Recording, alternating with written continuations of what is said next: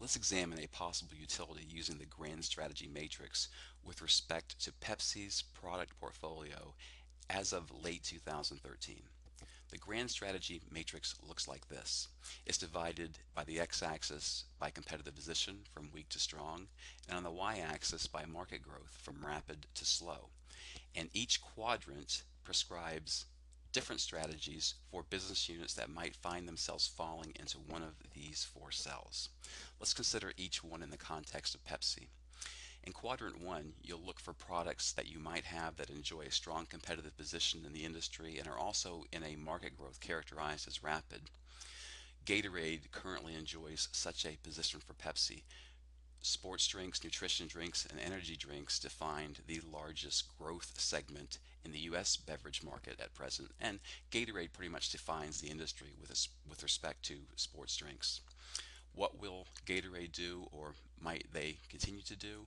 Probably to continue developing new markets as they have. In addition, Gatorade has ventured into new line extensions with its G Series fuels, going from energy chews to pre workout fuel to post workout fuels.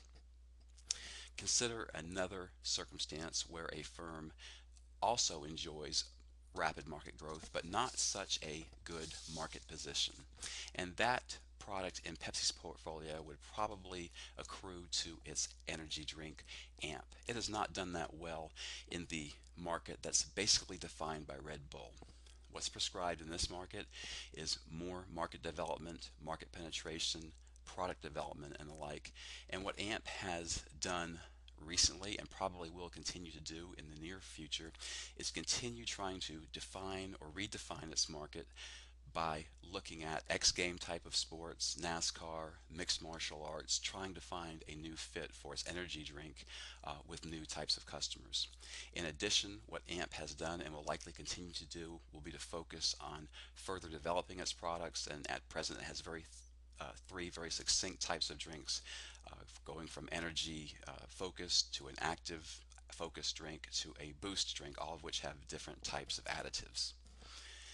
What you'll find in quadrant three is probably the worst situation that a business segment could fall in. And I'm going to talk about Pepsi being in this quadrant for, or the Pepsi flagship brand, that is Pepsi and Diet Pepsi, Pepsi Max, because in the United States, and this is where I'm talking about this particular business segment, cola sales have been mature to being on the decline for quite some time.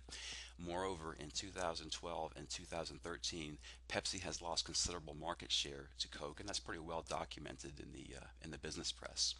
So while Pepsi doesn't necessarily have a terribly weak position, it has a relative weakening position to Coca-Cola. And in addition, in the United States, this market growth is characterized as relatively small. What can Pepsi do, or what has Pepsi done?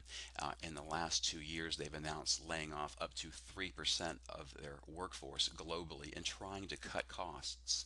And interestingly enough, some of these cost savings they have will be plowed back in to marketing or vigorously marketing their flagship brands such as Pepsi and Mountain Dew. At present, though, Pepsi is finding itself into a retrenched type of mode in general.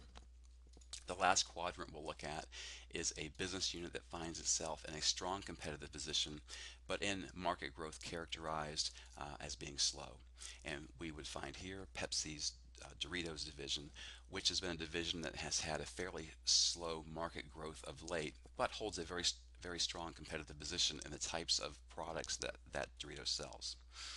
What could Doritos do, or what has Doritos done in the recent past? Probably one of the most successful things Doritos has done is formed a partnership, as prescribed here in quadrant 4, partnership with Taco Bell in marketing its product and incorporating its brand into a specific meal that Taco Bell offers. And coincidentally, Mountain Dew is part of this meal offering as well. So here you have a pretty good illustration of how firms or segments of firms can fall into one of four different quadrants and strategies that might be appropriate for them.